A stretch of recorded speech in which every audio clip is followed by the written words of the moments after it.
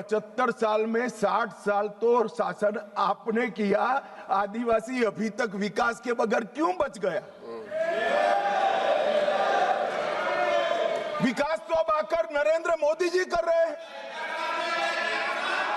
60 साल तक उसको घर नहीं दिया, उसको पानी नहीं दिया, इसके लिए स्कूल नहीं बनी, मोबाइल टावर नहीं पहुंचने दिए, बैंक की फैसिलिटी नहीं पहुंचने दी, और अब आप हिसाब मांग रहे हो। अरे भाई, जग थोड़ा तो अपने गिरेबान में झांक कर देखो कि दोषी कौन है। मैं आज रिकॉर्ड पर एक कहना चाहता हूं, बिहार 24 के पहले नक्सल मुक्त हो चुका था, महाराष्ट्र एक तहसील छोड़कर 24 के पहले नक्सल मुक्त हो, ओडिशा 24 के पहले नक्सल मुक्त हो चुका था, झारखंड एक जिला छोड़कर 24 के पहले नक्सल मुक्त हो चुका था, सिर्फ छत्तीसगढ़ नहीं हुआ था क्योंकि वहां कांग्रेस की सरकार थी। मुझे कहने में कोई संकोच नहीं है, क्योंकि सत्य बोलते हुए कहीं पर कोई भी स्थान का विचार नहीं करना चाहिए, सत्य बोलने के लिए ही होता है। छत्तीसगढ़ कांग्रेस की सरकार ने नक्सलवादियों को बचा कर रखा था। मैं आज इस सदन को बड़े संवेदनशीलता के साथ बताना चाहता हूं, मैं गया हूं वो कैंपों में, मान्यवर कई सारी स्वयंसेवी संस्थाएं वो कैंप में सालों तक हथियार लेकर घूमने वाले नक्सलियों को सामान्य मानवीय नागरिक बनाने का प्रयास करें। वहां जाते हैं साहब, आंख में आंसू हो जाए ऐसे दृश्य खड़े होते हैं। किसी नक्सली बच्ची को नेल पॉलिश देते हैं तो लगाते लगाते रो पड़ती है। इसके ट्यूटर उसको पूछते हैं, क्यों रो रही हो? कि पहली बार मैंने जीवन में नेल पॉलिश लगाया है, 7 साल की थी, ये मुझे उठा ले गए, तब से पैंट शर्ट और बूट में घूम रही हूं, मैंने जीवन को कभी देखा नहीं। मान्यवर लिपस्टिक लगाते लगाते वो रो पड़ते, मेहंदी हाथ में लगती है, उनकी खुशी का कोई ठिकाना नहीं रहता।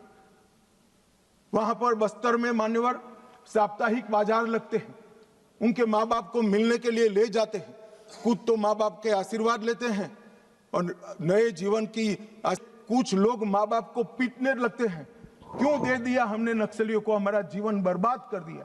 25-25, 30-30 साल तक न पढ़े न लिखे, निरक्षर रहे, खाना नहीं मिला, पशुओं की तरह दौड़ते रहे, ना रात देखा ना दिन देखा, पूरा जीवन इनका तबाह हो गया।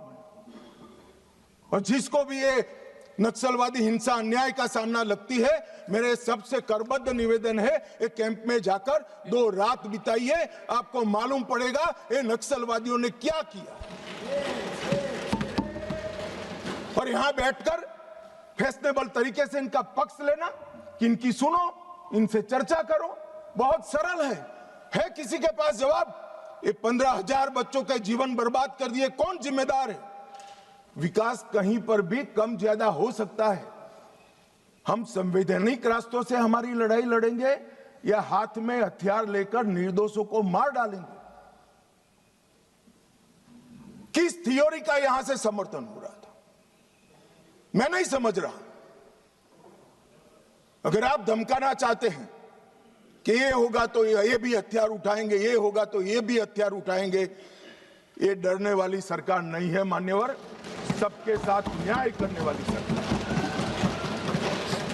किसी को भी अन्याय हो तो हथियार हाथ में उठा लेना, ये लोकतांत्रिक तरीका है क्या? हमारे संविधान के सारे बताए हुए रास्ते सारे कुंद हो गए, बंद हो गए?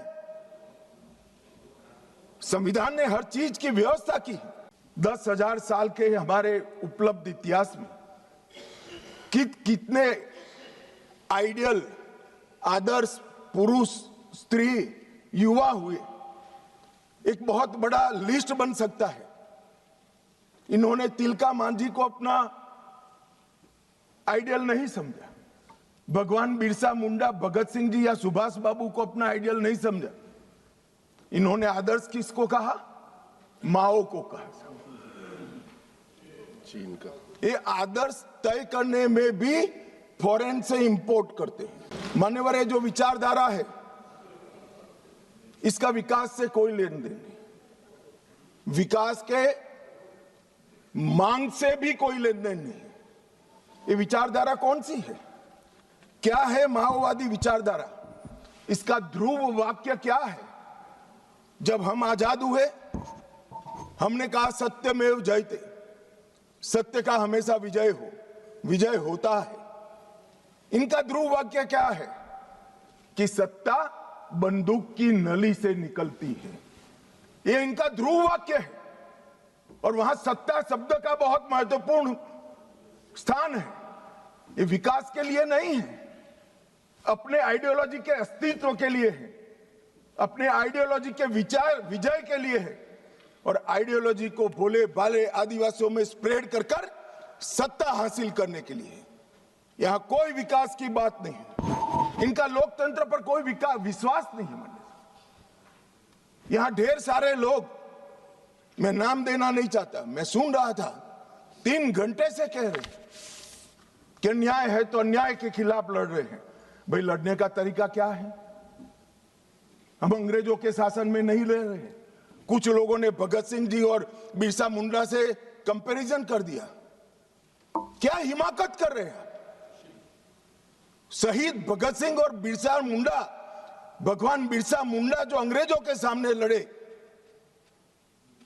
वो संविधान तोड़कर हाथ में हथियार लेकर निर्दोषों की हत्या करने वालों लोगों के साथ आप इसका कंपैरिजन कर रहे हैं? मान्यवर, राजनीतिक स्वार्थ से ऐसे विषयों में ऊपर उठ जाना चाहिए। मान्यवर, बड़ी विनम्रता के साथ और बड़ी संवेदनशीलता के साथ कोबरा, सीआरपीएफ, डीआरजी और छत्तीसगढ़ पुलिस को मन पूर्वक इस सदन में सैल्यूट करना चाहता हूं। मान्यवर, इन्होंने अमानवीय धैर्य का उपयोग कर इनके किले को तोड़ा है। वैसे जी कह रहे हैं ग्रेहाम का भी रोल है, मगर हमें तेलंगाना सरकार ने ऊपर आने से ना बोल दी थी कि हम ऊपर नहीं आएंगे, ये नीचे आएंगे तो हम इनको रोकेंगे। इसके लिए धन्यवाद। जो नीचे आए इसको रोका है। देखिए इंडिया डेली 24/7 अब आपकी स्मार्ट टीवी पर। इंडिया डेली मौजूद है सभी डिजिटल प्लेटफॉर्म पर लाइव और लगातार। इंडिया डेली 24/7 हर दिन राष्ट्र को समर्पित।